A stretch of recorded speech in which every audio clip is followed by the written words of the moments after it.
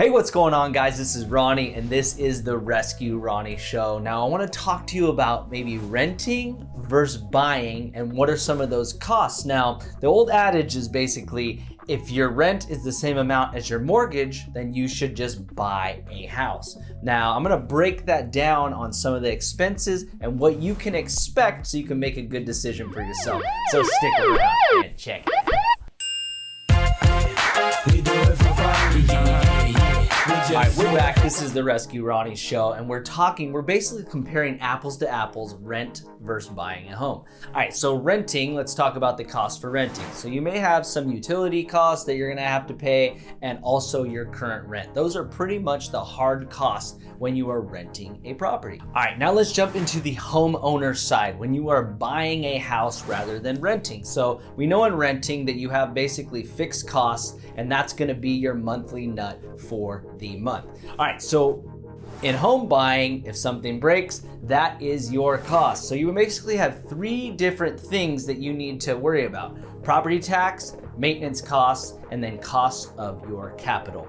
That is if you have a loan. Let's jump into property tax first. So property tax is basically a tax that you have for owning your home. Okay, so typically that is about 1% of whatever the value is. So the value of your house is $400,000.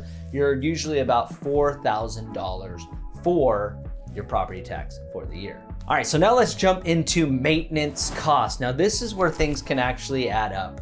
There's things that go wrong with houses. If you've ever been a homeowner, you know that there is something that can go wrong or will go wrong with your house. Now there can be big items, maintenance costs, like replacing a roof, an air conditioner, or something of that sort, of that caliber. Or there can be small items like caulking, it needs to get replaced, or some tile needs to get replaced on the countertop, or even a toilet needs to get replaced. Those things all add up. So suggested is usually about 1% of the purchase price goes to fixing and maintenance for the year. All right, so let's jump into cost of capital. So most of us do not have $400,000 or $500,000 laying around, so we will not be paying cash for a home. Most of us will be acquiring a loan. A typical loan, and there's different programs here and there.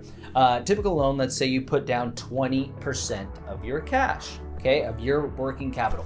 And then you have an 80% mortgage. And let's say you have a 3% interest rate, which is pretty typical right now, a 3% interest rate. So on that 80%, you're gonna be paying 3% interest on that. So that's something that you need to account for over the next 30 years that you own this property. So I hope this helps. And as always, have the best day of life, and adios.